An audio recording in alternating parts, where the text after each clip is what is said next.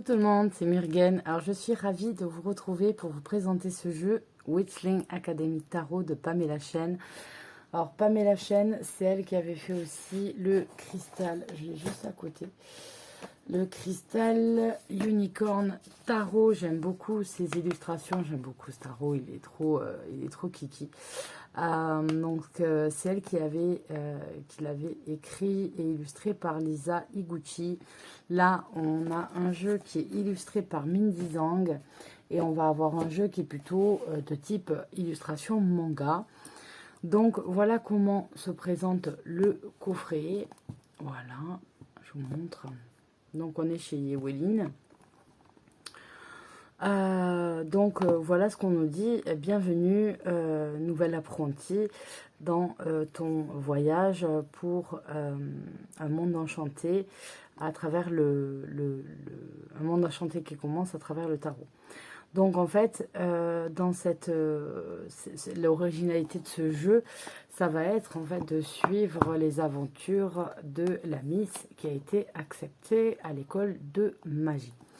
Donc l'Académie Witchling. Donc ce jeu, quand on l'ouvre, il se présente comme ça. Vous avez les cartes ici et vous avez le guidebook qui est ici. En fait, il est accroché par la dernière page et quand vous l'enlevez, voilà, vous avez vos félicitations pour avoir été accepté à la Witchling Academy. Donc vous avez différents symboles, des runes qui sont représentées, etc. Et donc on va regarder un petit peu le guidebook avant de s'intéresser aux cartes. Donc pour le guidebook, c'est un petit guidebook très fin en noir et blanc. En fait, vous allez retrouver, c'est assez rigolo comment c'est fait, parce que vous avez votre lettre d'acceptation à l'école. Vous avez ensuite ça marche par leçon. Donc la première leçon sur qu'est-ce que le tarot. Là, on va avoir un tirage à faire pour connaître son jeu. Comment je dois utiliser ce deck, pourquoi je dois l'utiliser, pour quelle chose, comment je peux le mieux apprendre à travailler, apprendre et travailler avec lui, qu'est-ce qu'il veut m'apprendre, etc. Vous avez ensuite, troisième leçon, les arcanes majeures. Donc là, on va avoir une incantation journalière qui est présentée devant en rapport avec la carte. Et le message, en fait, tout simplement, de la carte. Et vous allez avoir ça pour toutes les cartes. Vous avez la même chose.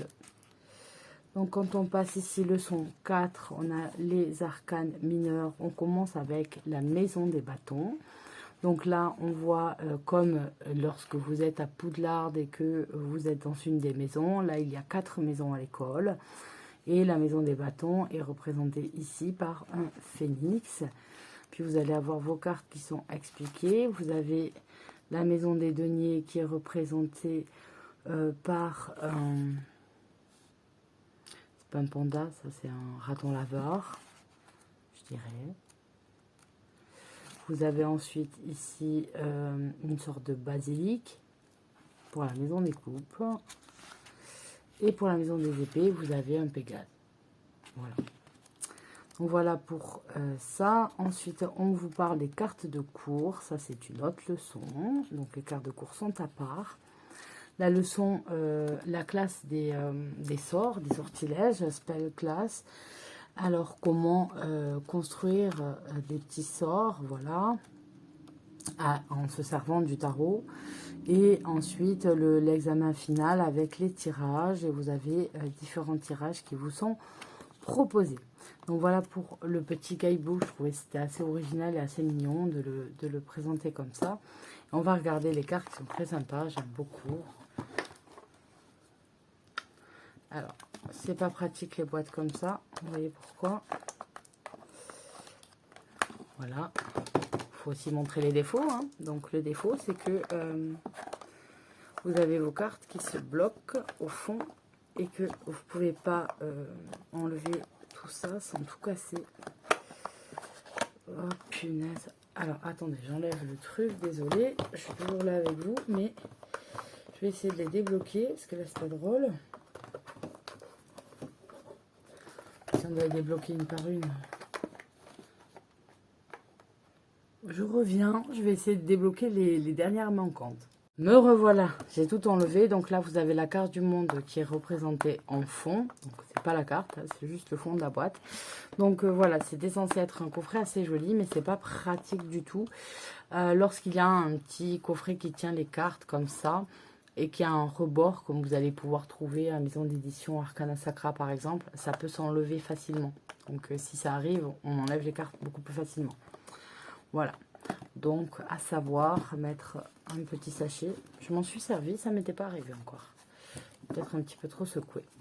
Donc, voilà. Ensuite, on a carte format tarot classique. On n'a pas de tranche colorée. Aux États-Unis, on n'a plus de tranches colorées, pardon. Et on a des cartes qui sont pas très épaisses, mais de bonne qualité, dans le sens où elles sont, vous pouvez les tordre, elles reviennent quand même assez droites. Dans le format classique, je pense qu'on est du 7 par 12, normal. Et on retrouve le petit symbole de l'école qu'on avait au tout départ, qu'on avait dans la boîte. Quand on voyait la lettre d'acceptation. Voilà. Donc, elles sont dans l'ordre, je les ai gardées. Donc, voilà, elle s'en va direction l'école avec son balai et sa valise. Là, c'est le choix des maisons. Donc, on voit les maisons qui sont là et les représentations par rapport aux suites. Donc, le choix des maisons qui est à faire. Là, on retrouve la directrice de l'école. Et on a les symboles de la papesse qui sont dessus. On a le livre, on a la grenade, on a la lune, voilà. Mais c'est plutôt sympa de retrouver des personnages, vous voyez. Voilà, l'empereur. Le cours, là, est donné par un dragon. Et chacune a son petit familier. Son amoureux secret. Alors là, on la retrouve avec ses copines. La force. Je trouve ça mignon. Il est bien fait dans la bibliothèque. C'est un professeur, on n'a pas envie de déconner. Donc voilà, on se balade dans l'école de magie, dans les présentations des personnages un petit peu, etc. Je trouve ça sympa.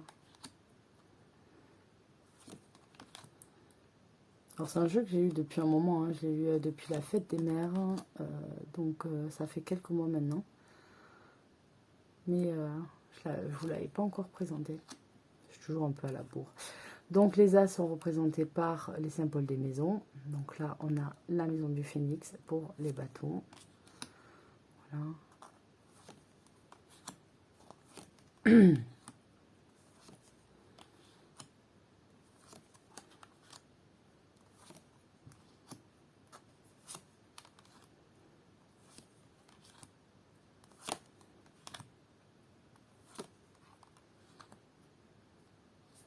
On passe à la maison des deniers avec le raton laveur.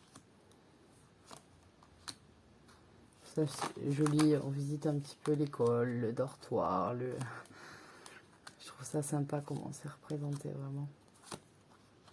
Il y a vraiment un abord très très sympa ce jeu. C'est vraiment un jeu qui peut plaire à des jeunes pour commencer. Donc là, le basique, j'avais dit un basilic ou un dragon de mer en fait. Léviathan. Pour les coupes. Prof de potion.